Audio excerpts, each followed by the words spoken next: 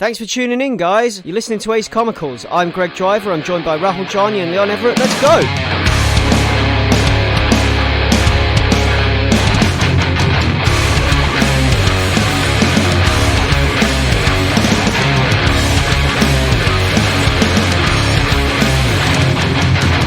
Hello, everybody, and welcome to another edition of Ace Comicals, which halts for no man or virus. Largely because we don't need to be in the same room to talk comics, and also because we want to give you guys something positive, a cosmic ray of light in these tough times. We love comics, and if you're listening, then you also love comics. And today I'm joined by both of my co-hosts, Ray. Hey, guys. And Leon. Good evening. So, I guess we better kind of address the elephant in the room, which is the fact that there is a global pandemic currently besieging nations across the world, and we are all kind of under siege in our own homes at the moment a little bit, really, aren't we? Under lockdown. Yeah, but never mind, because there's still plenty of comics to read. And we live in a good time for this to happen. Good time. Oh, yeah. I need to check what I say. We live in a time where it's, at least when we're stuck in our homes, it's easy to get access to the things that we love, such as comics. Yes. I've been reading stuff online, and we'll be talking about some comics which, been specifically distributed and on the internet or online as PDFs for the first time, and how all these different companies are coming together and doing good work in light of this tragedy. Yeah, I mean, this, as expected, we know that, I'm constantly cheering for people to support their LCS, and, I constantly bang on about the importance of the local comic shop and how it is the center of a community of sorts, right? Mm-hmm. It's where we go. It's we have, it's like how you get regulars in a bar, well, you get regulars at a comic shop as well. And that's how it works, right? Yeah. But you go there, you have your conversation about the latest comics and things like that. You get your sort of your smatterings of comic news. You get to discuss comic news with like-minded people. You get recommendations from the staff. It's just a cool place to be sometimes, right? And I think that is the part of the business that's probably going to get hit hardest by this whole global pandemic thing, because they've had to shutter themselves. At least in the UK, I know that all of the comic shops have had to close their doors because all non-essential retail at this point has been told to close their doors down to help with the lockdown and help with preventing the spread of the virus, which, although it's the right thing to do, is going to put a massive dent in that business, and it's something that's going to be difficult for a lot of shops to recover from, especially the smaller businesses. I know that a lot of comic shops, I've seen this mainly in US comic shops and things, broadly on Twitter and Facebook. I've seen various posts and ads about how they're doing curbside pickups, and you can still get mail order stuff because they're still open for mail order and curbside pickup, which is pretty cool. So, obviously you can still support your LCS if you live in an area where that is possible, and there is an LCS in your area that is operating one of these two services. You can still safely support your LCS and buy comics, which I think is pretty nice. And it's pretty cool how some of these businesses have actually adapted to what's going on right now, and that it's kind of it's defiance, isn't it? In a way, it's we will not be snuffed out by this, this virus or whatever, which I think is pretty cool. Or working within new constraints as well. Yeah, finding new ways to operate. Yeah, we've all got to do our part, and we've all got to stay inside to prevent the spread of the virus and things like that. But I want to do my part, and I want to stay inside and everything else, but it's cool that these comic shops are still offering those services for people that are stuck inside that love comics, I guess is the way I want to put it. And there's a lot of, the way the business is operating as well, because I know that Diamond are no longer distributing new comics. which appears to be the word on the street or the internet street. And in the UK, Diamond definitely won't be distributing. I don't know I don't think that's happening in the US either. So there won't be any new comics in print, but I think you might still be able to get some digitally. I know that there are certain publishers that have decided not to, I mean, Dark Horse being one of them, and Boom Studios. What they're doing is they're not doing digital until they're back to doing print. So to kind of help the comic shops so that they don't kind of like, so because people would buy it digital, wouldn't they, while they're stuck in their home, and they might not necessarily go and buy the print version. So with new comics, they're not going to release anything in digital until they've released it in until they've been able to release it again in print and distribute it in print, which I think is pretty cool. Something that I've picked up that TKO are doing, I mean, this is all stuff that I've been following from like various articles on the internet, mainly Bleeding Cool. I mean, say what you will about Bleeding Cool, but at the minute they're on the pulse. So this is where I've been getting my news. But TKO have decided that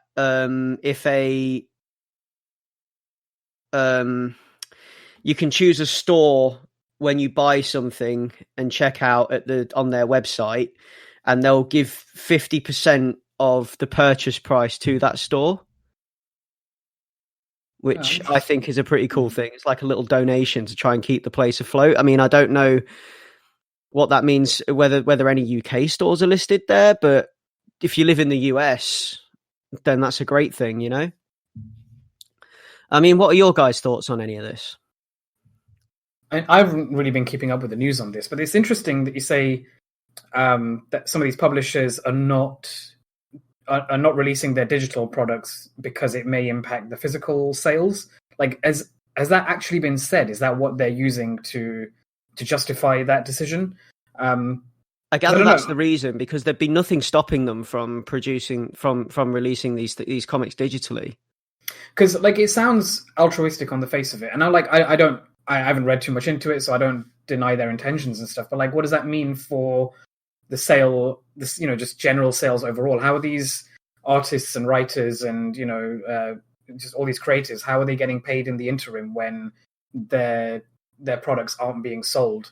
Like, I'm not expecting you to have the answer, but it's just I don't know. It's interesting. I see your train of thought there, and I'm kind of inclined to agree with you a little bit. Yeah, I mean, Leon, do you have any thoughts to add to that about what's going on right now with the industry? Not much more than what you guys have said. From what I've seen, it seems like such a tricky position that in a way, and we're seeing this a lot amongst various different industries, but it's one of these things that sort of exposes the tenuous nature and of like various industries and how their supply chains work, and how their different models might not be adaptable for the future. So it is, I think it's something that's been brought out because of this and the spread of COVID-19, but it is weird because there's no super easy answers. I think what would have been better is if in the preceding years to this we'd had more like redundancies in the industry and the way distribution works, so that physical is protected, but also that there are mechanisms for better things such as delivery, and that digital sort of remain constant. So it is a tricky one, and I've it's a thing that I worry about what the industry will look like in 6 months' time, if this will like kill off physical to some degree. So it's very tenuous, and my heart goes out to all the people who are at various levels of this are being affected. Same. I mean, comics is life, right? Well, it is for me anyway. So, you know, and my best of luck to all these people, and like Leon said, my heart goes out to them, and I just hope. Well, I hope, and I have hope, and I have a strong belief that comics can survive this. You know, and I think it will. I think it'll adapt. I think part of the problem you're talking about there, Leon, with the distribution and everything, is that Diamond comic distributors have had the monopoly for however long. Yeah, exactly. And they just treat retail. They've had like the way it seems to be very one-sided. Like when I get into conversations with retailers about Diamond comics, they never have anything nice to say. It's always like Diamond stiffed us on this, or Diamond shorted us this many copies, and they're just, you know, and they kind of get away with it and get away because nobody can hold them to it or take them to task because they are the only ones there. They're like the big distributor, and you've got nothing you can do because if you stop using Diamond, that's like however much of your stock gone because you can't get it through anyone else, you know? It's like, how do you take them to task for being a rubbish distributor when on the times when they are a rubbish distributor, I guess. But yeah, I don't know. Here's hoping here's comics will survive this. There's no here's hoping about it. I am adamant comics will survive this. But yeah, you'll keep the industry afloat on your own, wouldn't you? I would if I could. Man, if I had the money, I'd do it. If I was like Jeff Bezos, I'd be like pumping money into the comics industry. I'd be like giving grants to comic shops and shit. So yeah. But there we go. So I mean, like in these unprecedented times, the media like to use that, don't they? Unprecedented. In these unprecedented times, I guess like a lot of comics are going to be available digitally still. Everything that we're going to talk about here is available digitally. And when the shops reopen, it will be available in print as well. So I guess we should kick off with the first on the list, which would be The King of Nowhere. And this is... So the book's called King of Nowhere, and this is published by Boom Studios. And this is something that I have been fairly excited about because it is written by W. Maxwell Prince, who is the guy responsible for Ice Cream Man. So that's where the hype for this came from. And it's just pure delirium. This book is just pure delirium. Like, I love it. And... like, what is the connection between delirium and fish? Have you guys ever noticed that? Like, whenever somebody wants to represent delirium, they use fish as a motif. Maybe it's because, like, our like inner outer space is the great deep, the big blue, and what lies beneath the seas are scarier than anything that the heavens could present us. And so maybe it's like a eternal thing that has probably been linked to us since we crawled out of the soup. Who knows? Yeah, because like you notice that Delirium herself in the Sandman books, she has a thing for fish. I think there's like several panels where she has like fish circling in the air just because she can, kind of thing. Like she's just watching them. I may be wrong, but this is just like in my mind's eye. It's been a long time since I read Sandman, but in my mind's eye, that's what I see when I think of Delirium. That rings a bell. Yeah, I distinctly remember like fish and seahorses and stuff. Yeah. So, anyways, this book, the front cover itself has a fish balloon.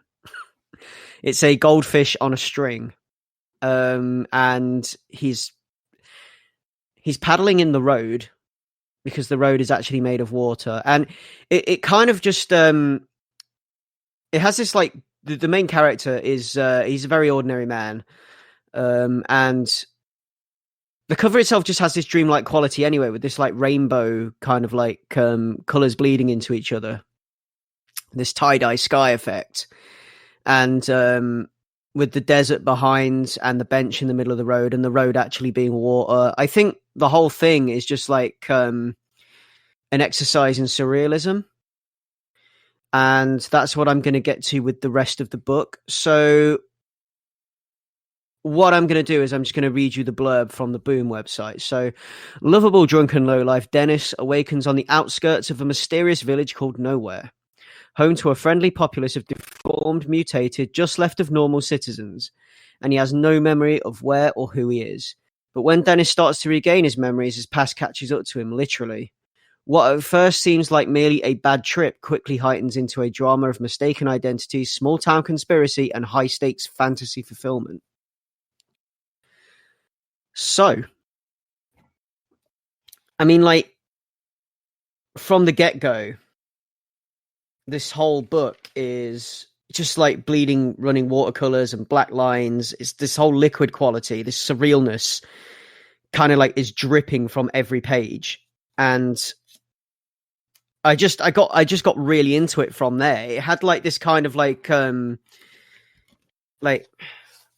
what is that? What would you call that genre of music where it's like country, but it's country infused with like the weirdness of funk, or Have like you got an example out there. Oh, what can I give you for an example? I'm just trying to Beck? picture it in my head. Okay, yeah. Yeah, with his like his washboard thing going on and everything. And, Yeah, sure. maybe Cage the Elephant from the Borderlands soundtrack. You could have Pussifer. I think Pussifer are kind of that way inclined. But it's that kind of like, it's like country music, but it's not country music. It's got like this kind of like avant-garde edge to it, where it's a bit funk and a bit weird. Yeah. And that's what I'm getting from it. I don't know how better to describe it, because I don't know if that particular genre of music has a name or not, because this is what I couldn't find before we were recording. So, but yeah, I mean, if it does, then get in touch, because I'd like to know what it's called. And it's just the dreamlike quality of the book is just absolutely perfect for the story. Like the story of this kind of like small town drama in a dreamlike theater that folds in on itself and kind of revels in its own surrealness, and like with all the character designs as well. Like this guy who's like a talking salmon, and this dude with like many arms and things, and the way it plays out is like a dream as well, because it has like this kind of like this dreamlike narrative where things just get weirder and weirder, and the main character is like fully convinced that he is living inside a bad trip or something like that. And it also has the thing where you don't remember how you got to a place, you're just there, and that's very much how this begins. Yeah, so I guess this is like a comic about a dream. It feels like a comic about a dream, and I think that's what I love about it. I love that it's grounded and at the same time completely surreal. And I'm looking forward to a lot more of it. And I think it's going to be in the tradition of books like maybe Sandman, or is it Fables? With the fairy tales living in the real world. Yeah, that kind of stuff. Anthropomorphic animals. Yeah, it has a bunch of that about it. Like these kind of like nymph-like looking creatures with like animal horns and stuff, and because they're more than yeah. Well, they all just like just doing their thing as well. Like they're all like sort of integrated in a sort of the Fables comparison is really good actually, because in that the premise is in an area in, it's not upstate New York, it's uptown New York City. There's like an enclave where all these like fantasy, like famous fantasy like fairy tale characters live in this like community, and for the use of glamours and other types of magic, like no one around them knows that their next door neighbors are like Snow White and like the big bad wolf. And it does have and they're policed, because if they were to expose themselves, then it breaks the thing and they get sent to a particular place. And it does have that thing of like hidden in plain sight, where like there's this fantasy world and you're not looking for it, so you can't see it. It's like, how do you get to nowhere? And it seemed like he had a bender or something. Yeah, you have to like go on a bender you can't come back from, I guess. And maybe that's what happened to him. I don't know. But like, it's got that kind of like, it's got that kind of Fables quality about it, with these like, because I mean, you said anthropomorphic animals, but I don't think they're even really. You can't really call them anthropomorphic animals, because they're more anthro than animal. So like, they're kind of like humans with like slight animal tinge. And some of them aren't even animals. Some of them are just like the dude with like 6 arms. Upside down head. Yeah. It's just, it's that kind of like weird stuff that happens in your head when you're asleep. Like weird REM sleep stuff. But it just has that total, that surrealness that I love. And with these, like the watercolors as well, the watercolors is what makes it even more dream. It's like the art kind of like feeds this dreamlike narrative, because it's all watercolors and thick black lines. So it's all kind of like, how would you put it? Hyper focused, but not at the same time. It's like when you have a dream and things are more colorful in your dream than they actually are. Or that kind of thing. I don't know how better to describe it. Yeah, I think both Tyler Jenkins, the artist, and Hilary Jenkins, who's the color artist, I think they do what you're talking about. They're able to sort of create this like watercolored world where things sort of merge together. And like the boundary of reality is kind of being broken. It's kind of happening with the art, where you see like with the panel design, it's not like perfect mathematical like straight lines. It's all sort of more sketchy panels, where it feels like the panels could split at any point, where it's like fantasy blending with reality. And some of them are broken, where it's like panels inside panels with no borders and things like that. And it just, it's really, it's definitely very cool. And I want to know like where this is going and what happens next, because I am like completely on with this. Like this dude with the nail gun at the end, and like, you know, I want to know like where all this is headed, and I am invested. So, and it's one of 5, isn't it? So it's not going to run on forever, which is what I like. I'll just add that I think that there's a lot of character breadcrumbs with this Dennis character, and like knowing he has like a personality quirk / flaw, which as he talks about gets him into trouble, and that sort of kind of an inciting incident, which gets him deeper into this story when he meets the sheriff. But he defines it as an engine, and I thought that was pretty cool. It's like something that once started, like just leads to like negative outcomes. You just can't. Once it's running, it's just pulling you forward. And I did like how that was captured, not just in the words, but also in the artwork. Yeah, that is and it's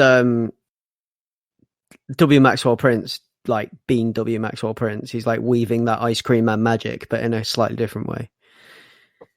So that is The King of Nowhere, published by Boom Studios, written by W. Maxwell Prince, art by Tyler Jenkins, colors by Hilary Jenkins, and letters by Andworld Design. And that is available now digitally. I purchased it on Comixology, but so Go check that one out. Next on the list, we have something by Image Comics, which is Decorum #1. Now, this stood out for me because it is like 100% Hickman. You can't get anything more Hickman than this. It's just like... So, I mean, Leon, you read this as well, right? And, like, how much of this did you read and you were like, oh my god, this is the X-Men comics with all the infographics and stuff? Yeah, I did get that. I'll get into, like, my feelings exactly with that later on after you've, like, said your piece. Yeah. But it definitely felt like, having read it so soon after, Powers of X, it definitely felt like, oh, like, these are all the things that I wanted to do in the X-Men comic, but Marvel wouldn't let me. peak Hickman. Well, anyway, the blurb goes as follows. This is from the Image website. So, there are many assassins in the known universe. This is the story of the most well-mannered one.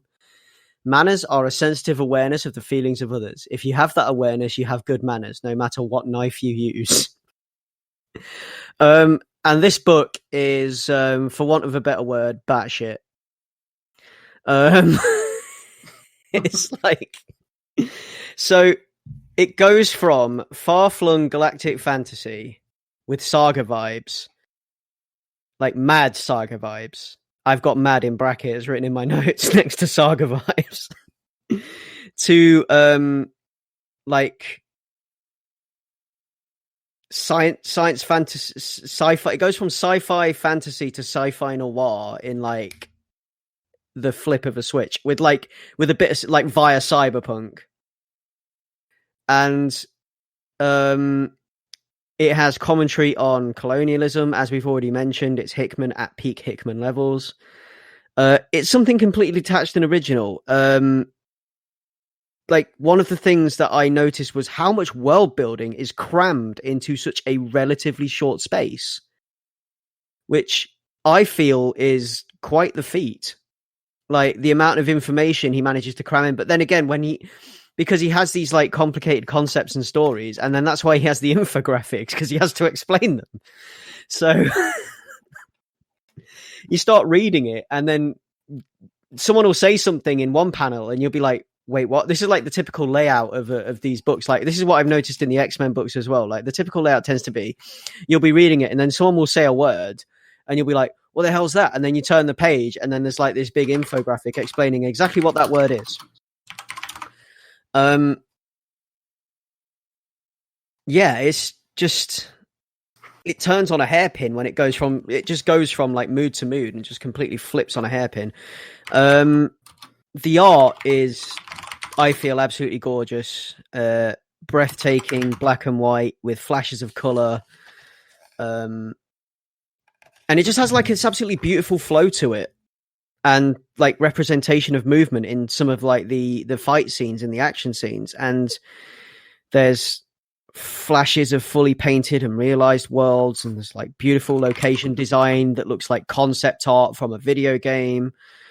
And I just love the design of the book in general with the infographics. It's like being somewhere else entirely. I mean, like, Leon, what did you get from this?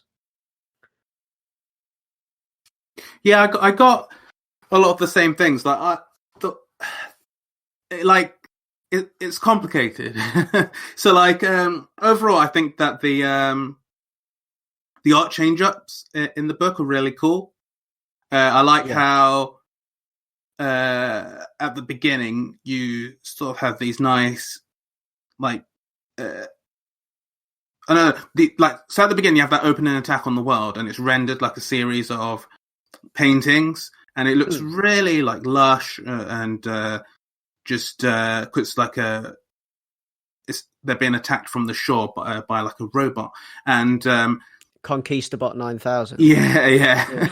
And it's rendered like so richly. It looks great. And then for like the quick action beats, they're like line art, like black and white line art, and I think that works like so well, and it's a definite evocative thing to pull you in. And then when we go to a sort of different place later in the book, the art is different, and this is a more sci-fi place, a more space technology place, and the art style shifts. And whereas they could read disjointed, I enjoy how well they render different worlds and different levels of technology, so that you just have this shift that doesn't need like much explaining, because you're just there. You don't need to be told this place or blah blah. You're there, and you can tell. Yeah, it looks different from the last place, and that's probably because there's so much explaining of other things in the book. Yeah, and he's on about the singularity again, isn't he? Yeah. Well, it's like colonialism and singularity that are like the two things. But like, I found the lore dumps to be cool. Yeah, and I do kind of love the design of that stuff. Like they look really like well done, and I do like how they like feed you all that information. But there's something about them not being at the end and them happening mid comic that can't help but break the flow of the comic for me at times. I know they generally happen at chapter ends or like scene changes, but then you're in a mode where you're reading panel to panel, following words in action, and then you're hit with like prose or like diagrams, and it's cool. I do like how rich the world building is, but part of me feels like I would rather that stuff be extra. So like it's there at the end of the book, but it's not necessary, because I think the problem with the like lore dumps like that is that I'm not going to remember the diagrams of how the system is set up and which parts of the systems are controlled by the AI and which parts are like border systems, stuff like that. I'm just not going to remember that, and it's cool in the moment, but I feel like it'd be, I don't know, like for me, I think I'd get more out of it if it was at the end, maybe, because then it's a nice bit of color to add some dimensions to the world. But like it at times it does stop me in my tracks. I'm like, okay, here's the big reading portion, and then we're back in it. I'm the other way, because if I'm reading it and someone mentions something and I don't know what it is, and say they put like a small star next to it, like an asterisk next to it in the speech bubble, and then there's a note at the bottom of the page like telling you to flip to the back to read what it is or whatever, I'm going to keep flipping to the back, and that's going to be more of a break to me. That's going to break the flow more for me than having it inserted. I guess I can see what you're saying, because I guess it comes down to like what your composition is with these type of things. Because for me, I can handle being thrown like proper nouns constantly, and the blah blah blah went to the blah blah blah. Like, I'm cool with that to a degree. Like I can just go with the flow, because the context for a lot of this stuff, I'm like, oh cool, there's cryotubes or whatever like that. I could easily not have that explained to me for like 3 more issues and have it just pop up in the story normally, or I could easily wait 30 pages and read it at the end. But it kind of does take me out when it's like, okay, oh cool, what I wonder what's up with the pods or whatever, and then boom, 2 pages of these are what the pods are. But like I'm not saying that I totally dislike it. I'm just saying that it can at times make the flow a bit more rocky. But it's not. I'm not necessarily saying I would change it, but it does feel a little jarring at times when that happens. Yeah, because you get like there's even a ramen recipe in there, isn't there? Yeah. But like this all sounds very like video gamey. Like you mentioned that the art is kind of concept art from video gamey, and then you're talking about things where like an explanation of something that's happening in world then suddenly pops up on the page, and that feels like when you get like you encounter a new object or a new tool or a new skill in the game, and then it pops up with a short description of like what you're actually doing and how to use it. Is that kind of what you're getting from it? Do you think that was the decision behind it? I don't know, because like now you've mentioned that, I've actually just made the connection. Because I didn't make that connection until you've just said it, Ray. So I mean, it's just the way it sounded from the way you and Leon have just described it. Yeah. I mean, I didn't actually like make that connection or think about it that way, but actually, you know what? You're right. It kind of is laid out like the breadcrumbs in a video game when you get lore dumps in video games. But it's more for me. Though, I can see why, Leon, you find that a little bit frustrating, or like it takes you out, because I feel the same when I'm playing a game and then I suddenly get a lore dump when I'm supposed to be in the middle of like doing a thing that I could kind of figure out on my own. Like you were saying, you could figure out what these cryopods were yourself, or just have it revealed to you throughout the rest of the story. But when it takes some time to interrupt that, then it does break your flow, and I think that's a valid criticism. Yeah, but then you get players like me who could never be streamers because they read everything. Like everything. Like I every diary entry, I'm one of those guys. Like if you're watching me play video games, then you best be comfortable. Can I ask, like, it's a slightly swerve question, but then Leon, if you were reading this comic, would you be comfortable skipping over the lore dump text bits and then going back to them at the end of the comic, like in the way that you could with a game where you could just skip past the menus and keep playing, and then when you have like an extra 10 minutes spare, you feel like you could go back and then reread the the audio log or whatever? Would you feel comfortable breaking the intended flow of the comic this way? Hell no.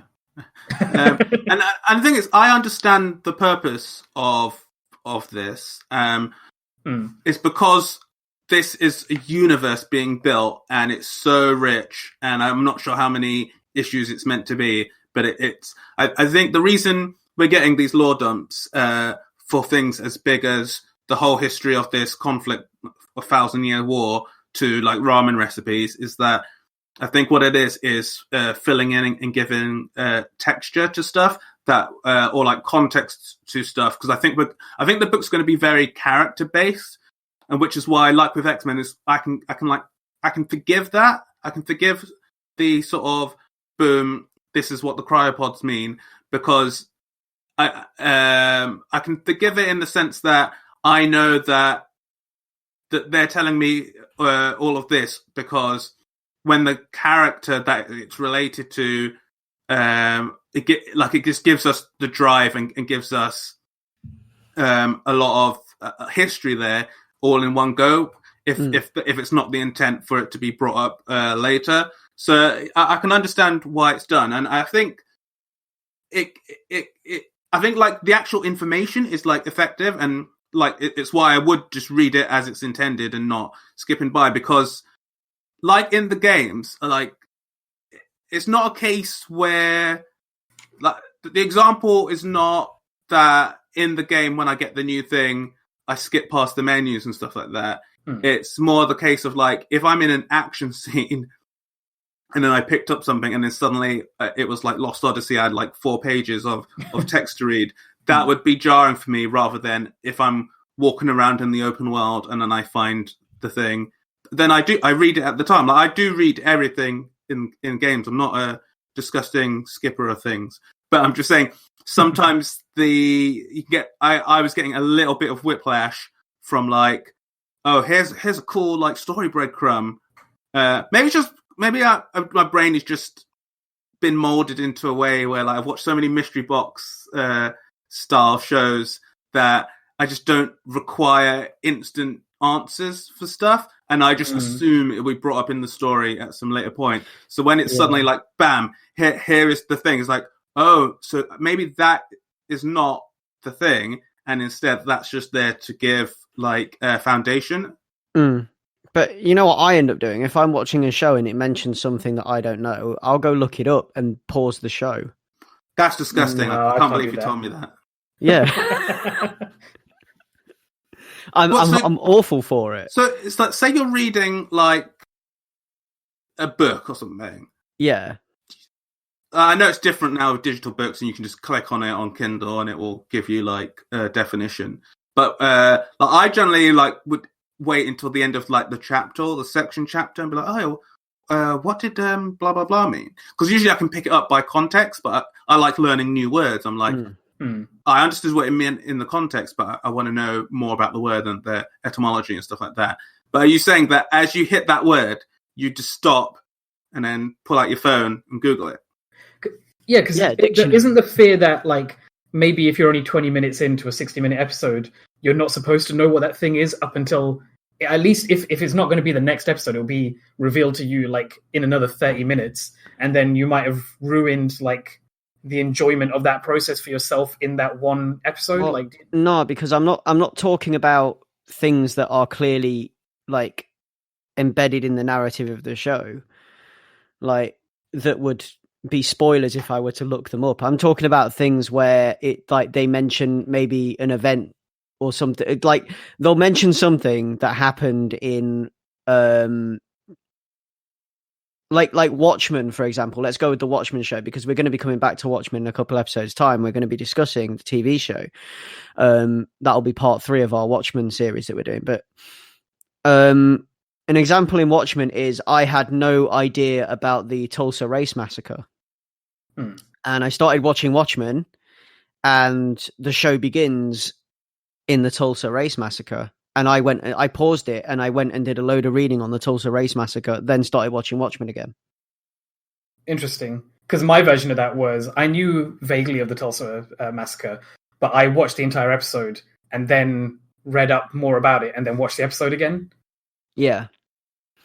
Yeah, I'm the other way around. I can't carry on watching it if I don't understand what's happening. So I like to be, and like I other things I looked up, like Redfordations. Like I got annoyed with the word Redfordations. Like they kept saying it, and I was like, "What the hell are Redfordations?" And I know that's a spoiler I shouldn't have looked it up, but I looked it up.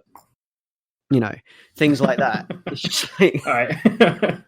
But yeah, that's like a key one where that is something that is explained like during the episode.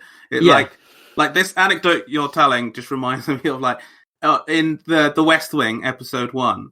There's a cold open, and it's showing us like the main characters because something's happening, and each of them are being contacted. And it's like POTUS is trying to get in contact with you. POTUS is trying to get in contact with you, and then I think it's Sam who. He's with a woman, and the woman says, like, "Who's POTUS?" And then he turns and says, like, "It's the president of the United States." Like, and then it starts the episode, and like that basic thing is like, if you paused it on the first utterance of that, it sort of kills the punchline. I mean, unless you're like me and you knew what it meant already, but like, like it kills the punchline of the thing, which is like 2 minutes long. Yeah. I don't know. I'm a terrible human being, Leon. All right. Because I understand it, because it's like a brainworm thing, and it's like you need. It's a question that you've been presented, and you need to answer it now. But it's itchy, and I need to get it out.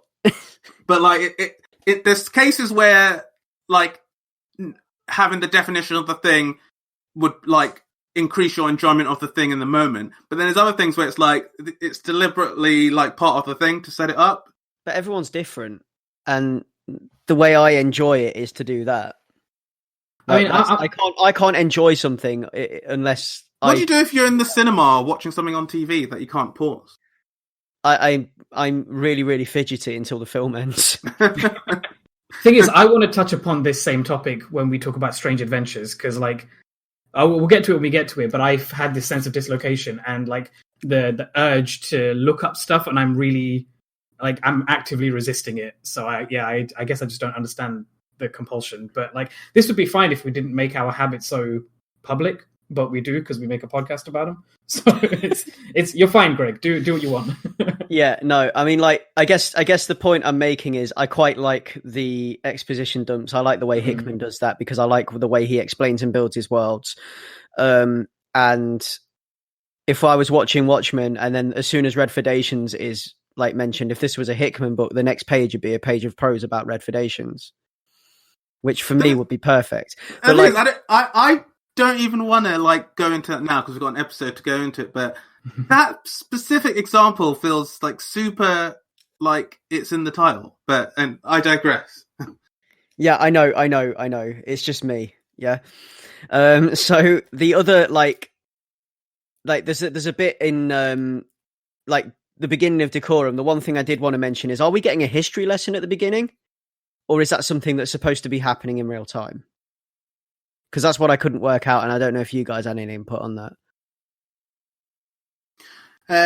Now that you bring that up, that's actually a good question, because I think it was a history lesson, possibly, because we later get an explanation about these pyramids. We get a half explanation about these pyramids. So I think maybe it was like, I think the timing of it doesn't matter that much, because I don't think it's particularly a catalyst. But then the next issue could start with the people who escaped in the pyramid or whatever. So yeah, you don't know. But yeah, I think it could be a history, because it does set up, it leads into the explanation, and then it does sort of set up what the stakes of this universe are at the moment. Yeah. So that is Decorum number 1. Before you end, I just want to bring up a few things. Go for it. I thought the uses of key color, where most of the panels are like black and whitish, but like the character with like the perceived power is either in red or a cool mix of purples and fuchsias. I thought that was really awesome. It looked great. I think Huddleston did a great job with that. And I think that the final confrontation, because I wasn't waning, but I wasn't like, oh my God, looking forward to issue 2. As I was going through it, I was just like, okay, I'm sort of finding out what this world is. And it was scaring me, because I was like, the amount of lore and text-based world building in there has me worried it's going to be a long series. So I was getting really like worried about that, thinking like, oh no, this is going to be 100 issues or something. And there's me sitting in my chair screaming, yes, 100 issues. but then the thing that got me, where I'm like, yeah, I'm going to read issue 2, is the confrontation with the badass assassin at the end. That like won me over, especially like her peculiar like idiolect focus on like honor, manners, and quote unquote decorum. I thought that was pretty like saga cool. Vibes, like pure saga vibes, yeah. And her design gave me like Lucy vibes from Wicked Design. So that was enough to make me think like, I care what's up with her. So I will check out issue 2. Yeah, I will definitely be checking out issue 2, because I'm invested in this. I love like the world building, and like the world building that like Hickman does with this stuff. Like, this is what had me like hook, line, and sinker for his X-Men run as well. But yeah, so written by Jonathan Hickman, art by Mike Huddleston, letters by Russ Wotton, design by Sasha E. Head, and that is published by Image Comics, and that is Decorum number 1, and that will be available digitally right now. I guess that moves us on to Strange Adventures, which Rahul kind of foreshadowed slightly just before. And this is the one that's supposed to be the next, because it's the next Tom King, Mitch Gerrards thing, and this is kind of like their follow-up to Mr. Miracle. Yes. Yeah. So I'll give like the rundown of this. So this is Strange Adventures 1, I'll say in brackets 2020, because there's an older run of comics anthology series in Silver Age called Strange Adventures. It's written by Tom King, as you mentioned. The art is done by, and this is what blew my mind before reading it. So, as you mentioned, it's done by Mitch Gerrards. So we've got the Dream Team back together. But then there's another artist, and it's Doc Shaner, Evan Doc Shaner. And I thought, what? So are they like panel to panel, like doing their own thing, like building like a new art style? I was like, what's going on? The letterer is Clayton Cowles, associate editor is Brittany Holzer, and the editor is Jamie S. Rich, and it's DC Comics, DC Black Label. And the basic story, or like the setup for this current run, is it's like a reimagining of the story of Silver Age superhero Adam Strange, an archaeologist who was suddenly transported to the planet Ran due to a rogue Zeta beam. only gets there. He meets an indigenous woman named Alana, and they end up getting married and having a kid. He fights for her father, Sardath, to fend off the invading Pict army. And then, like, this is all stuff that we know in the background as it's been brought up. But after saving the planet, at some point he comes back to Earth, joins the Justice League, and becomes a superstar. And in this particular comic, we get two concurrent storylines. One is Adam and Alana during the book tour, amidst a media frenzy, and the second storyline are flashbacks to the war on Ran. And that's where the dual artist thing comes into it. For the day-to-day life stuff that we're getting, that's done by Jared's, and all the flashback stuff is done by Doc Shaner. And I'll just say straight off the bat, I think that's really, like, pretty strong start. But it reminds me, apart from the obvious ways that it reminds me of Mr. Miracle, it reminds me of Mr. Miracle in the sense that if you are coming to Mr. Miracle having no New God stuff, as I am coming to Strange Adventures knowing very little before I did any research on Adam Strange, it could be dizzying as a first issue, because you jump between these two timelines, and in this, like, Tom King style, we're like skipping. Like, we're time skipping in ways. So we're at one thing, and then we're going to another thing, like, and you have all the book tour bits done as the book signing bits done as sort of like a repeated notion. And I don't know, it was the fun dizzying in the sense that I got with the first issue of Mr. Miracle. So I'm interested in what you thought, Rahul. Yeah, so you've basically described my experience picking this up, because when I read Mr. Miracle, I had no idea who those characters were. I assumed it was a thing in a vacuum, like it was a story in a vacuum, and I was supposed to be confused going in. Because, like, one thing I wanted to say was this feels like really familiar territory. Like the art, the framing, the pace, and the colors, like how intentional and, like, deliberately oblique some of the things feel, like you hinted at, like the blurred scratchiness of the character Adam Strange on Earth, like, feels like putting on a really well, warm and comfortable bathrobe, like, which is what I mean by it feels like a lot like Mr. Miracle and the Vision book that Tom King did previously. And, like, the thing is with Mr. Miracle, I had the question, should I know who Scott Free is? And I didn't know whether it was me missing out on something or whether I should have come in with prior knowledge of, like you said, the old gods or the old DC stuff. And I feel like that question of should I feel dislocated was kind of answered in the opening pages of Mr. Miracle, because it starts off with, like, a really intentional scene. It starts off with the immediacy of his attempted suicide, and then it's immediately given, like, a reason to question it, because you're shown these scenes of him as a kid, like, questioning his life and then addressing us as the audience, and it makes you feel more comfortable with the idea that you're not supposed to know what's going on. Whereas with this, I didn't feel like it gave me that same reason to feel okay with being uncomfortable with not knowing enough.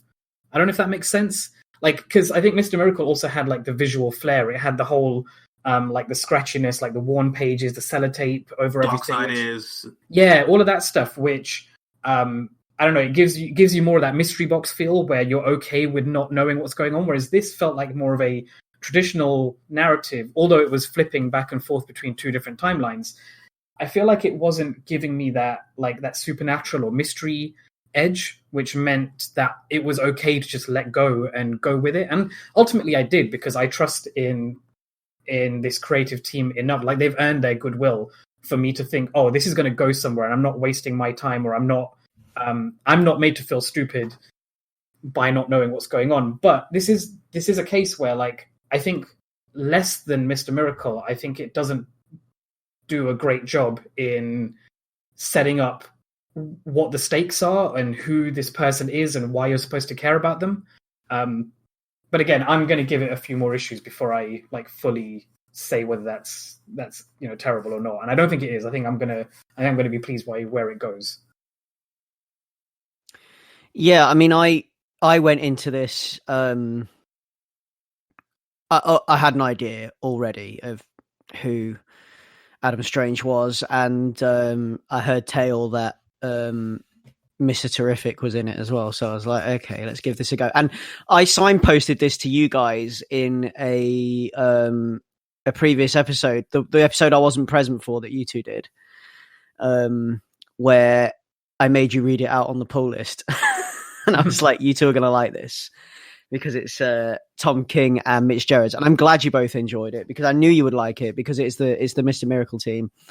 And I love the kind of like the dislocation in the art. Like we go from Mitch Gerrards doing the present day kind of like back to gritty reality stuff. And then we have Evan Shana doing the like the fantasy sci-fi stuff where he's on this other world. And I kind of like the dislocation and the disposition and the fact that his memories are like, because Doc Shana has this kind of like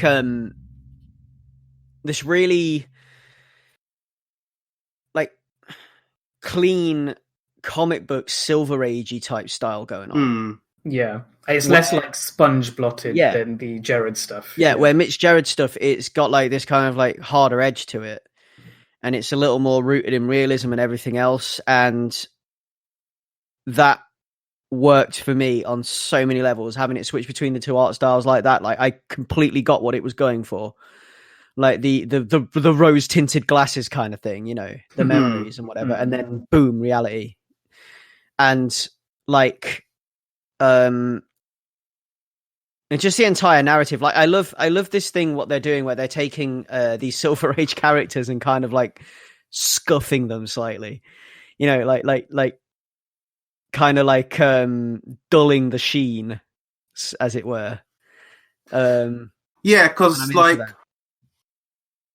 I think what it does and what this whole series of doing this does is that it helps, or it makes the audience who may have some nostalgia, or in general society and nerd society has some nostalgia for like the serial heroes of the past and what they led into, because if we don't care about John Carter from Mars, we care about all the stuff that ripped off John Carter from Mars over the decades. And so with like Flash Gordon and all that. And I think what it does, and what the intent seems to be, is actual dealing with what that would actually look like. And while that whole like white savior goes and tames the savage planet type thing, like that archetype was just this hero thing, which led and influenced so many other superheroes and other staples and people like Indiana Jones and stuff. But when you actually zero in and think about or consider these stories and these people and what it would actually look like in real life, it does give you sort of that stark thing of like, oh, when they went over here and helped do this thing or whatever, it's like, did they commit war crimes? And when they went over here and helped doing the thing, it's like it brings up questions of like colonialism and like using like technology to overcome places with like less advanced technology. And I know it brings a lot of like questions like that, but also like making it quite modern in the sense of how you need to do press releases for this stuff, and you need to control like the information flow and like whose truth is real, because everyone has their own truth, and then there's obviously definitive objective truth. And oftentimes these are like tall tales told by the victor or tall tales told by the hero. And it's like, but what actually happened? What really went down? Yeah, and that like very modern interrogation where everybody can kind of have access to the same, like the same news, and then every single person gets to make their own interpretation of that, as opposed to like in the past where you look to experts to have those opinions. I mean, I said Adam Strange Silver Age. Like, I think 1950s was when the first Adam Strange books were doing the rounds. So it's kind of like that 50s sci-fi thing, but it's like it's the. I mean, like I talked about the sort of like the dulling of Silver Age heroes, but it's something that, I mean, a lot of heroes have endured, and we've had books written about characters. I mean, Adam Strange is no exception to this, because we had like an Adam Strange series that was in 2004 and things like that. But like, he's stayed largely on the kind of clean side. Like, and this kind of like this, now the silver's getting tarnished with this new story, and I quite like that. I like that they're kind of like bringing it to reality a little bit, and like you were saying about the whole war crimes thing and everything else, that people are obviously going to disagree with what he's done. Yeah, because I think what solidifies all that is that at the end of the book, there's like an interview with King at the end. And one of the questions, there's 4 questions there. One of the questions is, why Adam Strange? And he replies, Adam Strange is one of a long line of characters like Tarzan and Flash Gordon. Stolid men with dimpled chins who thrive in foreign lands, who stand in as a metaphor for a 19th century European dream of colonialism. Of course, colonialism was nothing like this dream, and it's that contrast that interests me, the bloody gap between myth and the reality. And I think that is like just the statement theses. That seems like the driving like design of it as well, because like you have the 2 covers every month. You've got the 2 different designs and styles of the current story and the previous story, and it seems like that was what they built it all around. And I'm here for this 100%. I really am. So I can't wait to get more of this.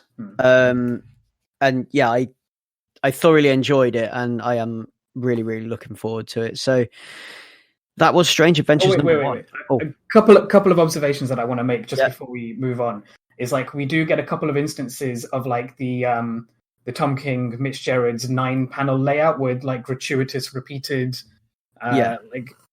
images in like towards the end of it, where he's looking at this like he's sat on his bed and he's looking at this really, really intriguing bloody photograph that's the one motif that's like dragging me into the next issue, because I really want to know what the fuck is going on with that.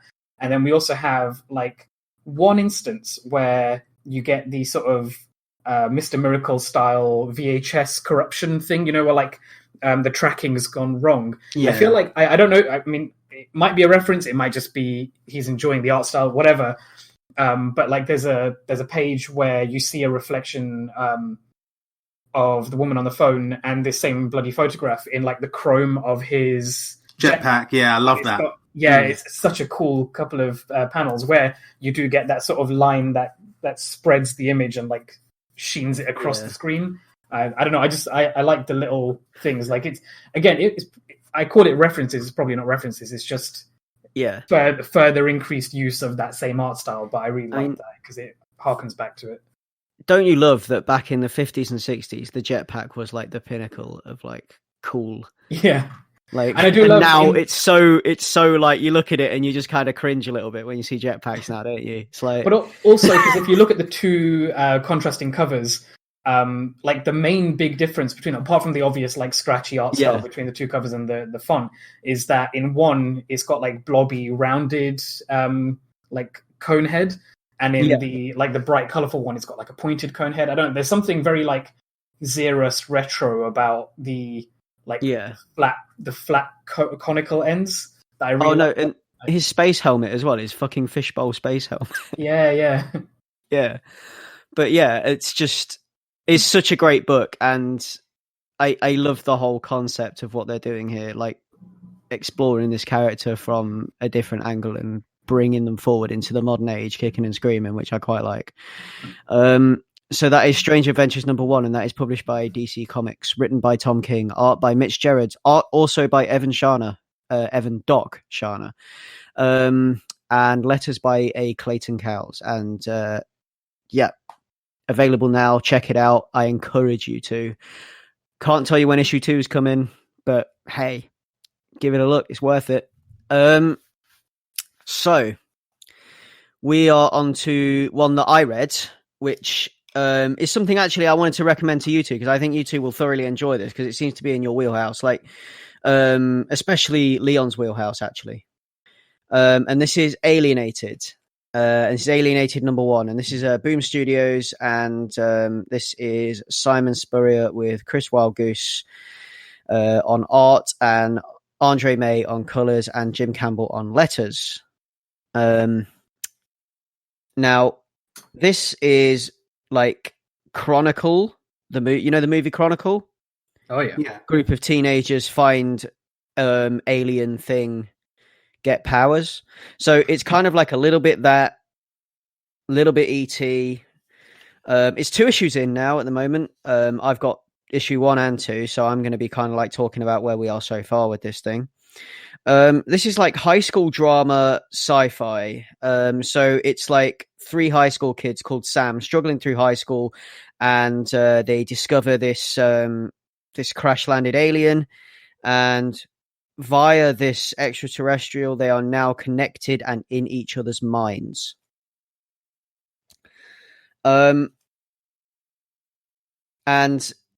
through this, they seem to be discovering that they are not so different, and that everyone kind of suffers through the same kind of, everyone like your preconceptions of people at high school and everything else, like you would label people and stuff, but then when you actually get to see what's going on behind the curtain, maybe they're not so different from you. They just deal with it in a different way, and it deals with all those kinds of themes, like typical high school drama, and like being a teenager. And like the idea, like if you can imagine, like when you're at high school, when you were a teenager, you were at your most guarded traditionally, right? And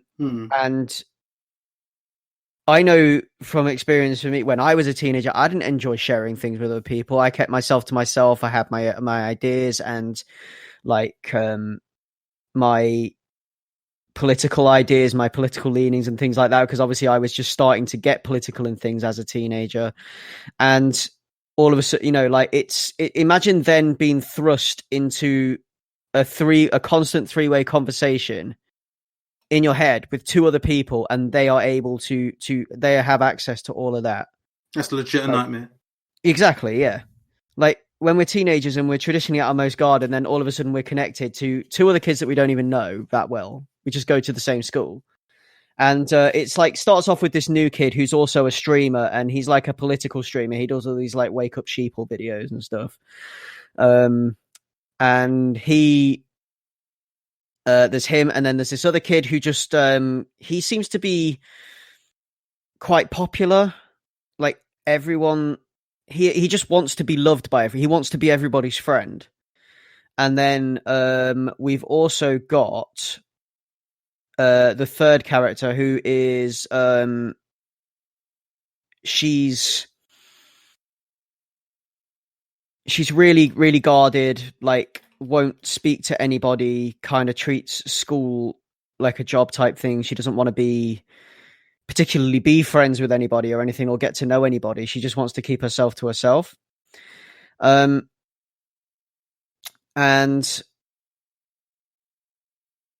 we're kind of like, we start off like in the beginning of #1, we start off with these 3 separate threads on 3 separate levels on the page, that when they discover this creature, like in the woods on their way to school, they all kind of fuse into one.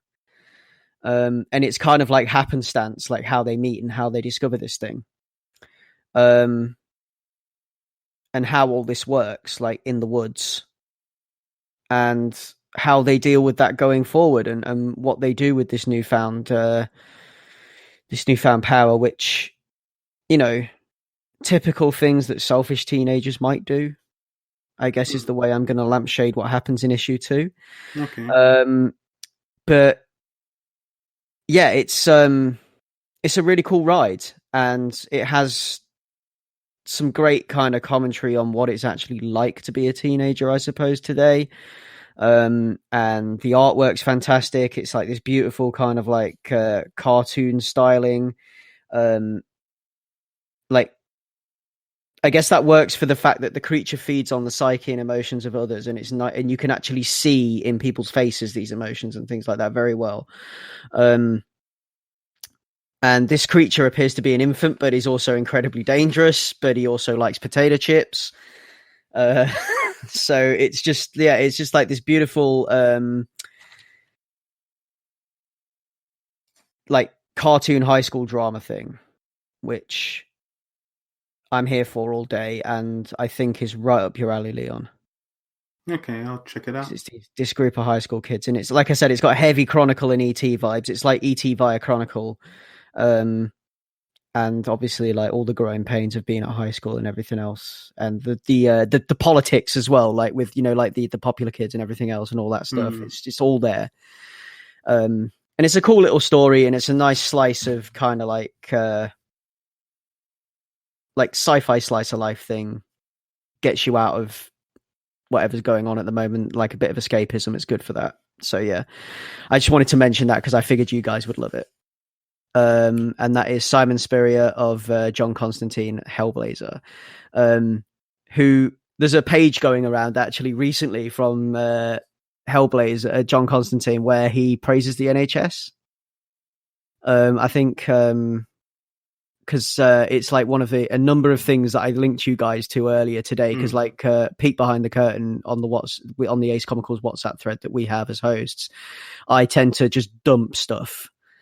And there was an article talking about this page in John Constantine. So John Constantine praising the NHS, which we need a lot. We need them right now, and they deserve any praise they get massively. So yeah, that is Alienated, and you can find the first 2 issues now on Comixology, and that is for Boom.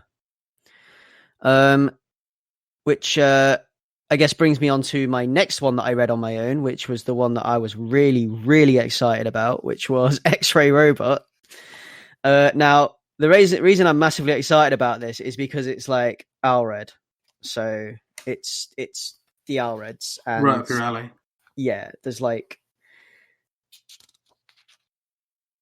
This is just like my total thing, yeah. So... This is the Alreds at their best. It's like these guys are like Michael Alred and Laura Alred are one of what I believe comics' greatest teams, greatest artistic teams. And I will buy anything with their names on it because I just cannot get enough. I mean, you've heard me like pretty much anything Alred I talk about on this cast. I just cannot get enough of their stuff.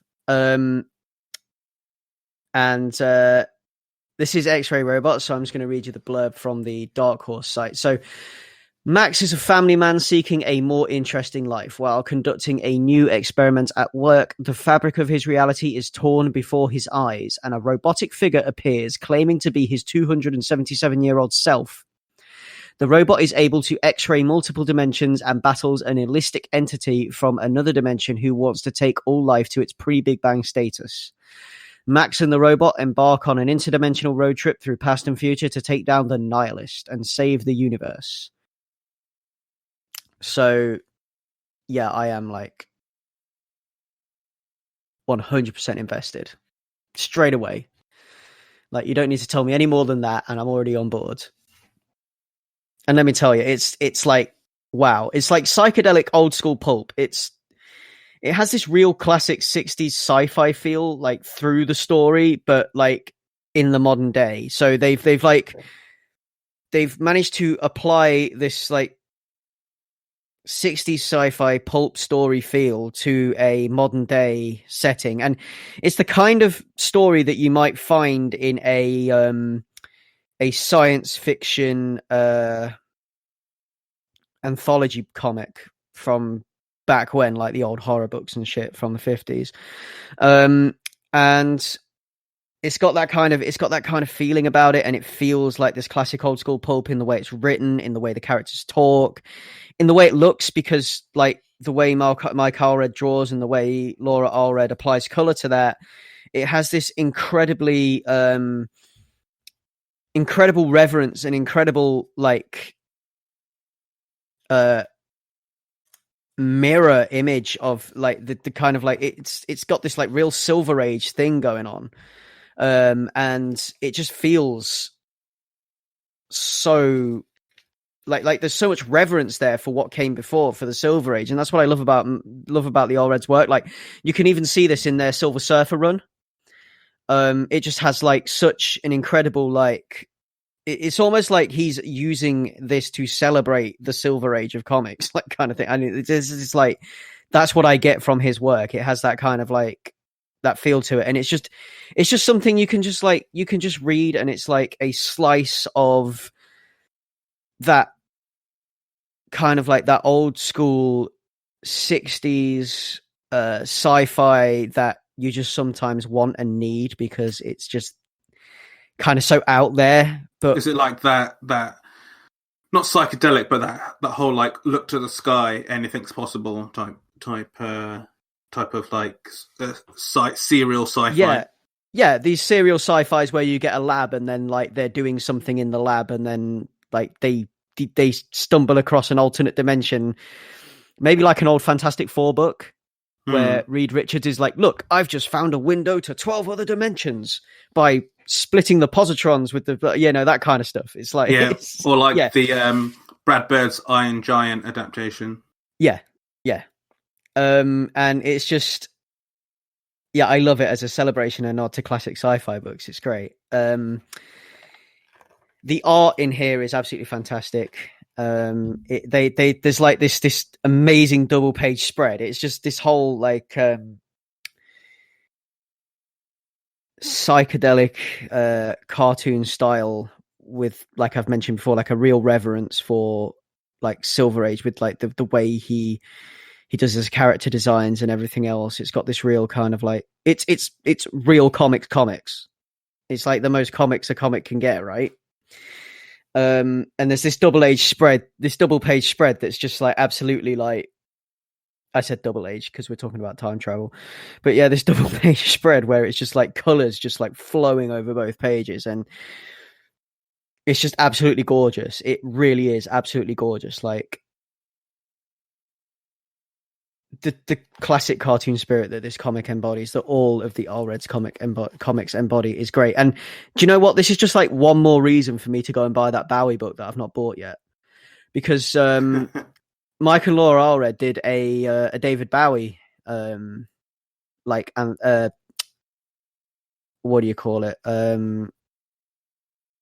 Biography type comic, a David Bowie graphic novel, which I really need to pick up and read because damn, and there's some really cool panels in here where they like represent the teleportation and dimensional travel, where things get like fuzzy, and there's like things with extra outlines and stuff, and there's just there's even some awesome 3D art at the back. Actually, there's some like radical to the last page anaglyph 3D like at the back where they've basically rendered the cover of the I'll tell you actually, because there's a series of covers for this book actually that are I think it's going to be the second. I think book number 2 is. I think each one gets its own like music or rock orientated variant, and issue 1 has a variant cover that is a sort of homage to Madness's One Step Beyond. So I got the variant and the standard cover, and at the back, the anaglyph 3D is an anaglyph 3D of the 2 covers, like the normal cover and the variant. So if you've got your anaglyph 3D glasses, check that out, because that's pretty sweet. And I'm looking forward to more of this, because I love this kind of stuff. Like this is like 100% my wheelhouse. And yeah, that's pretty much like everything that I can just, just the absolute fun that oozes from this work, and just everything that I love about comics is embodied in this book, and pretty much everything Michael Allred does. So yeah, that's that's what I wanted to say about that. And that is X-Ray Robot, published by Dark Horse, written by Michael Allred, art by Michael Allred, colors by Laura Allred, and lettering by Nate Piekos of Blambot. So yeah, I mean, has that convinced either of you two to pick that up at all? Yeah, that sounds like a trip. I want it. It is. It's a total trip. Complete trip. Yeah, I'll check that out. Yeah. So this last one, Ray, this is something you brought to my attention. Yeah, I wanted to talk about Beneath the Dead Oak Tree. This is a comic that came out in 2018, I believe. It's published by Shortbox. And they're basically, I found this through a tweet. Well, in fact, this had been on my radar for a while. I just hadn't got around to buying it in store because Shortbox, who I really like, I've read a couple of things by them, but they don't release their stuff digitally. That you have to, buy them either from their web store or go into a shop and buy it. Beneath the Dead Oak Tree had been on my radar for a while, but previously I've reviewed some books published by Shortbox in the past. I reviewed Don't Go Without Me quite recently in issue number 82. I reviewed Homunculus in issue number 67. So this latest one, Beneath the Dead Oak Tree, they actually released it for free online a couple of days ago, and they'll be releasing a bunch of their published works over the next few weeks, apparently, as we were talking about earlier, in just as a thing that they can do to give, as they put it, to ease the tough time that everyone's going through a little. And I think that's really cool. It is. And it gave me a reason to actually read this book that I'd been wanting to read for a while. And it's free or name your price, isn't it? You can... Indeed, yeah. So I think I dropped like a $5 for it or something, which, and now in hindsight I feel a bit guilty about, because I in fact what I'm going to do is, when I'm able to, I'm going to go out and actually buy this on physical, because I think I like it just that much. I think I talked about how lovely the physical version of Don't Go Without Me is, and I've got that on my shelf, and I think this would be a great accompaniment to that. One thing I also noticed on Shortbox's website, on their Twitter, is they said they are still doing their web orders. They're still fulfilling those purchases. So if you do actually want to read this, or you see that you give it a go for pay what you want and you realize you want it, they are still sending out their physical products. So I'd urge you to go and support them. But this one, Beneath the Dead Oak Tree, is by Emily Carroll. And she's best known for her collection of Gothic horror stories in a book titled Through the Woods, which came out in 2015. And from the cover of this book, I'd seen it on shelves a lot, and I never actually took the time to flick through, because I don't always like to do that when I'm in a store. I don't really want to go in and flick through a book that's so short, because I don't want to ruin what it is for myself. But based on the cover, I was expecting a sort of romantic period fantasy. Think like Pride and Prejudice by the way of Twin Peaks, because there's this gorgeous, elegant weeping fox on a slightly off-angled patterned floor. And instead what we get is a claustrophobic Gothic poem about the savagery of wolves. And it's amazing.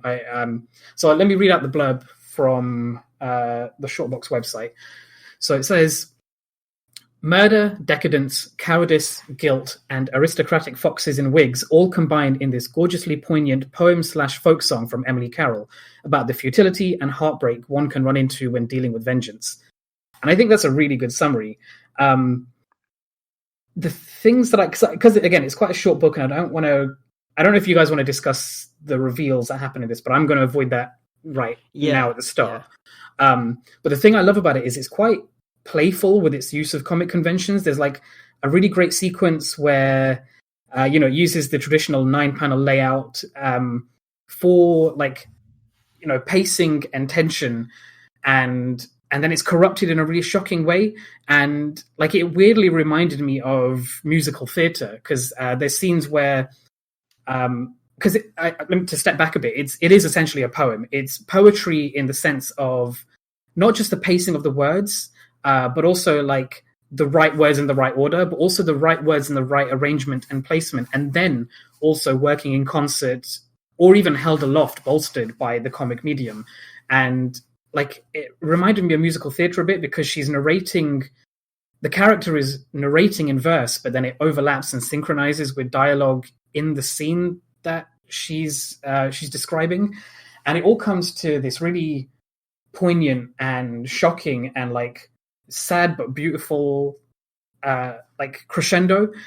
And I don't know, this is the kind of thing that I'm seeking a lot when I talk about how I don't want my comics to be littered with words. I think what I actually want is this. I think I want like visual poetry where everything is working in tandem. There's a pacing not just to the words, but there's a pacing to the art, and there's a pacing to the panels that are arranged on the page. And this just really, really worked for me. How did you guys feel about it? I was really into the design of this book. Like, I love that there are, like, the lack of panels. Like, everything's just sort of, like, laid out in one page, in one moment. Yeah. And you've got moments overlapping moments and things like that. Like, there's a scene where there's two of the characters dancing. It's like page 4, I think. And that's probably my favorite page. Because you've got you've got them dancing, you've got somebody carrying drinks, and you've just got like focusing in on different parts of that moment, but you've got it all laid out over one page, which I thought was absolutely gorgeous. The overall design of the characters and the way it's all sort of like put together as well, like the composition of it with like everything on black.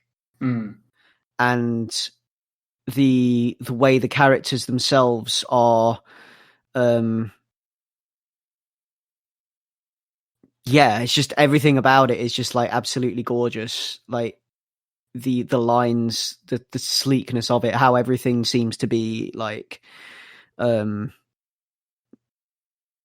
these kind of beautiful flowing shapes and things like that. It's just all absolutely amazing. And like the fact that the whole thing, it's basically the whole thing is like a poem or a folk song, which I think is, you know, because I was reading it and I thought that was absolutely great. And this is the kind of thing where I'd want to hear it performed, actually. Yeah. That's interesting. I wonder how, I feel like they could do it, but I'd want to see, it would take a creative mind to do it justice, I think. I'd be so intrigued to see how that could work. Yeah. I mean, even if it was just somebody in costume reading it. Like, instead, I when I say performed, I don't mean I want like a stage show, but I would like to hear the poem performed, because I think it would be great. And I like seeing it performed on the pages of a comic. Because there's like in the manner of poetry, like there is a cadence to the words, and then there's also a cadence to the visuals, and then a cadence to the plot as well. Because like it goes from this languid, elegant dance to this frantic, like repeated staccato sort of voice, and then it sort of like boils its way down, and then you see what the ultimate action of everything this person has gone through comes to. And that really worked for me. Leon, how did you feel about it?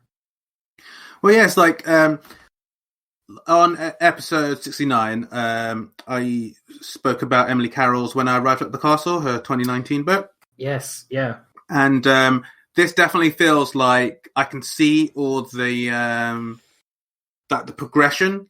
Like, it definitely reads like a precursor to that book, and features a lot of the hallmarks, like the like her classic like red, white, and black palette. And on that episode, I spoke a lot about, like as Greg mentioned here, the black pages and the color on that, and how I really love that art style, and think that it works well to not just for theming, but also for framing. And as well with When I Arrived at the Castle, it had the poetic dialogue, and without going into any story specifics, as Rahul said, it's quite a short book, and I think it's best enjoyed just like diving in. But it features like the same style of like danger and sort of flipping of what your expectations are, and like rewarding on a second read aspects of When I Arrived at the Castle. So approaching it from that vantage point, it was quite a fun read, because it led me to see like the decisions and how Carol either like evolved or progressed certain theming from this book to the next, but also how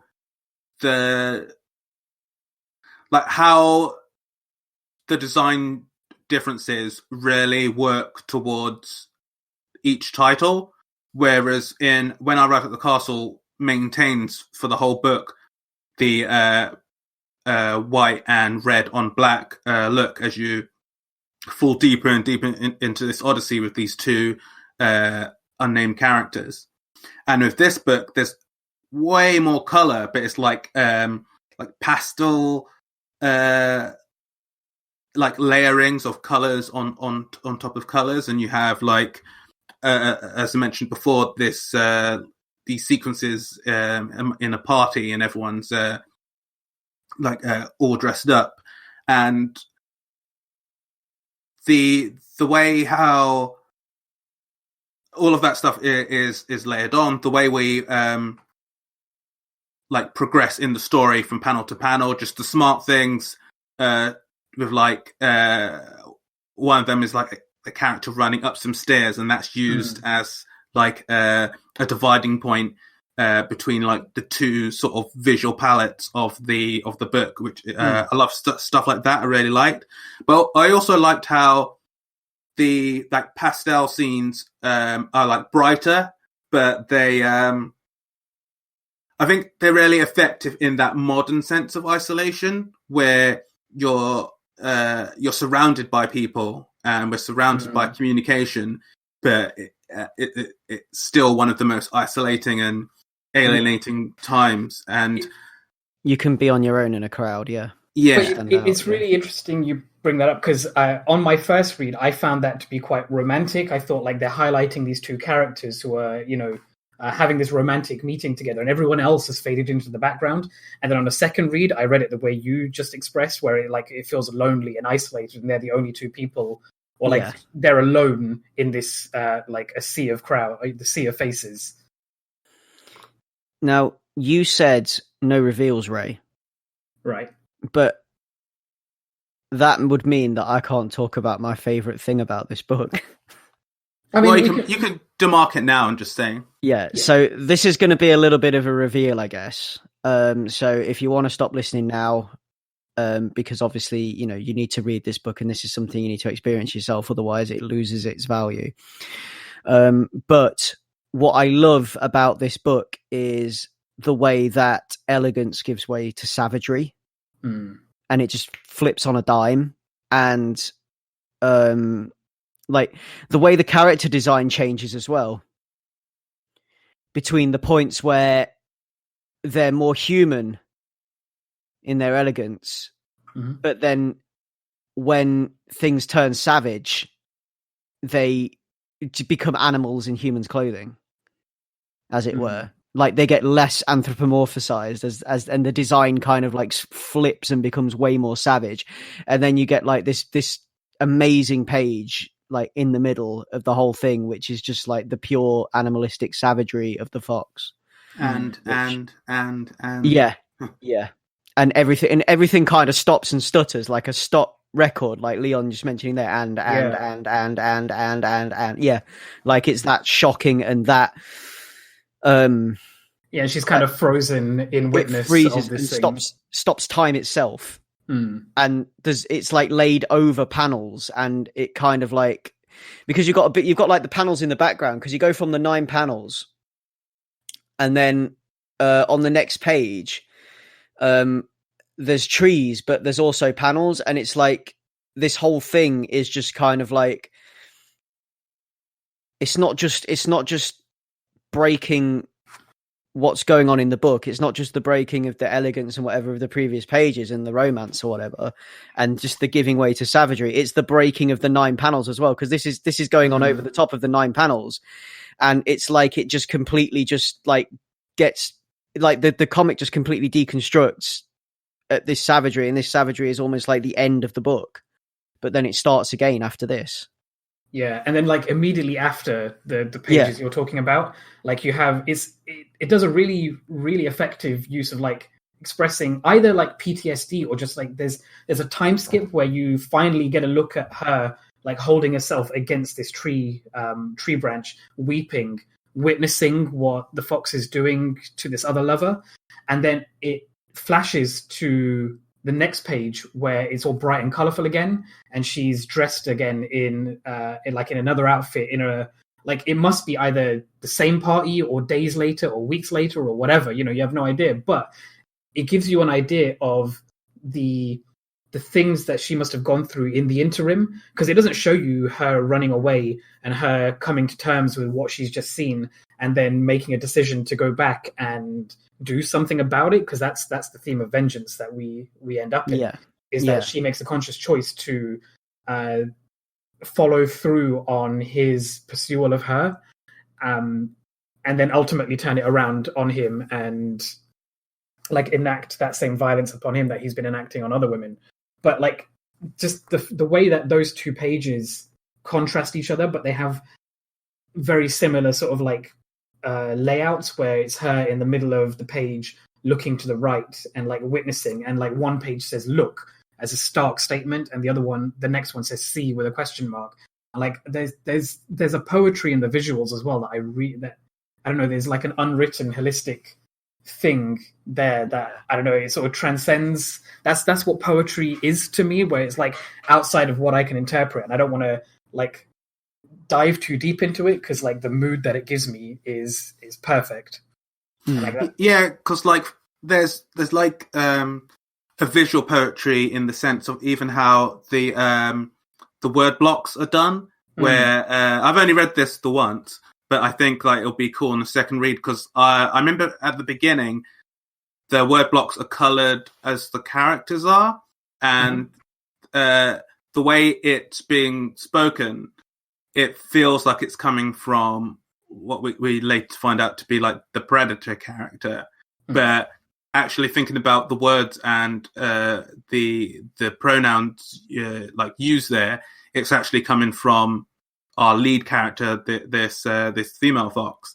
And so like it's like smart in how like even then it's sort of flipping the expectation, but you don't realize yet. But I thought that was like really like well done and quite deft. And I like the whole like there's a lot of this like I said before that has thematic connections with When I Arrived at the Castle, and I do love the sort of flipped, almost revelatory thing, because as you said, Greg, it's like they become more like feral like and beast like. And like the thing I get from that is like true form, as in like this isn't a transformation to something I've never been before. This is what I should be, and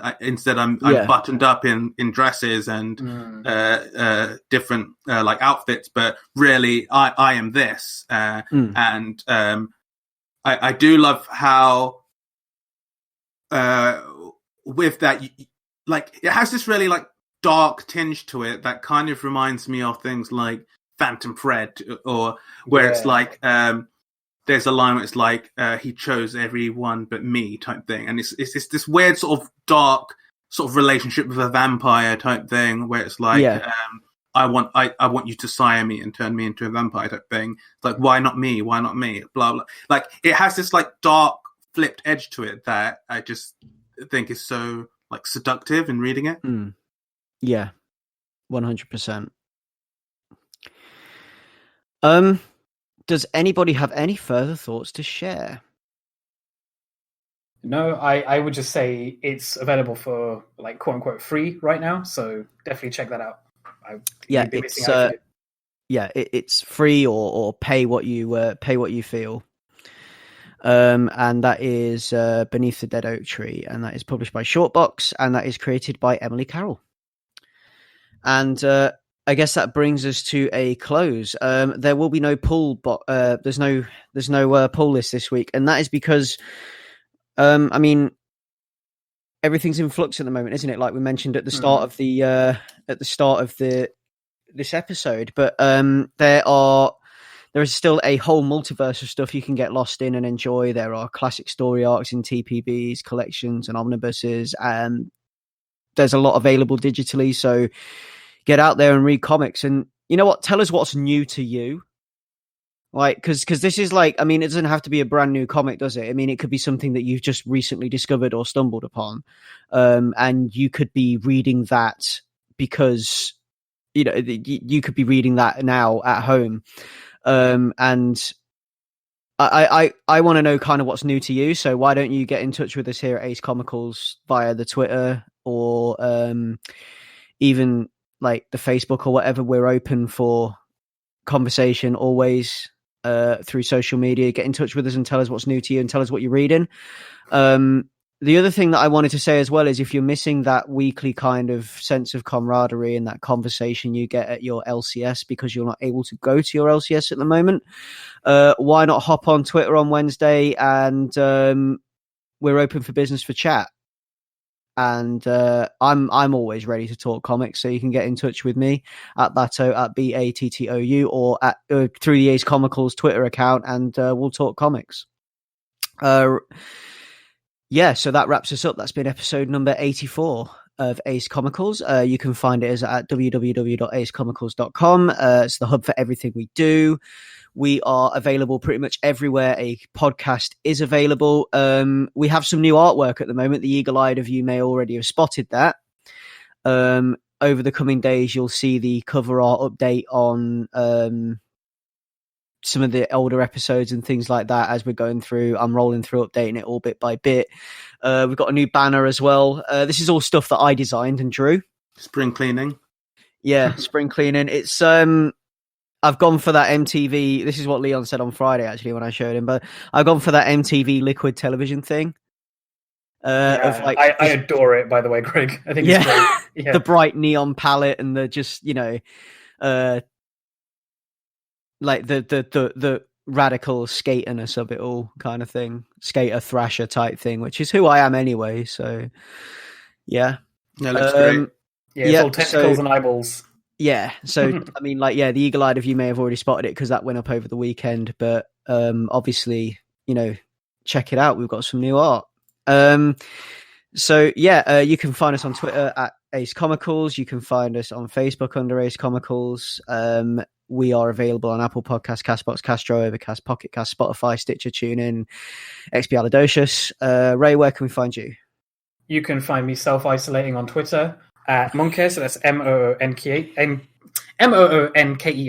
And just want to say, everybody, please stay safe out there. And even though we're all physically distant, we can still be socially close on Twitter and Discord and email and all the things that Greg just said. This is what I'm saying, like the magic of social media. So, get in touch with us and have that Wednesday conversation about comics. Like, I'm here to talk to you. I will stand on the other side of the counter and pretend I'm selling you comics so that we can have that conversation. And I'm here for that all day, every day. So yeah. Leon, where can we find you? You can find me on Twitter at Leon Everett. And yeah, echoing what these guys said, if you can, stay at home, stay away from people, embrace your inner introvert. And shout out to all the people, whether it be healthcare workers, people working in supermarkets, people in the factories, people on the farms, people who are sanitizing and cleaning places, people who are transporting people to work, like everyone out there who is still going to work, still keeping the country running. Despite all this, just to shout out, like, we're all grateful, and hopefully this doesn't continue forever. Shout out to all the key workers and shout out to my brothers and sisters in the energy industry. Keeping the lights on and the gas flowing. Yeah. So yeah, that's my day job. So stay safe, wash your hands, and that is Ace Comicals over and out.